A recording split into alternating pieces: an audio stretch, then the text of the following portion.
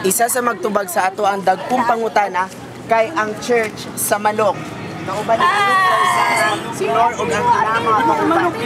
Ate, isa ba memorable events ninyo diri sa ato ang camp karon?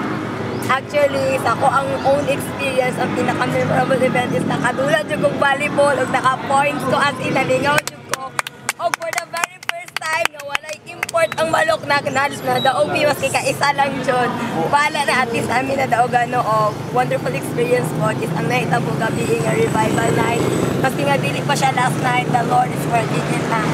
Wow, ate Lord. Well, ate, unsa ba nahimong expectation ninyo bago pa manahita mo, ate Sara, ang Tibok Youth Captain ninyo?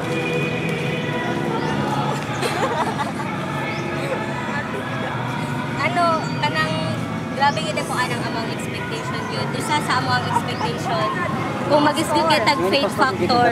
Grabe yun.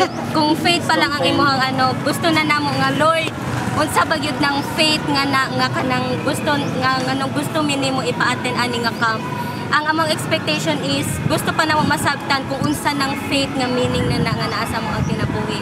Unsa ang importante sa faith. Wow, ate Sara.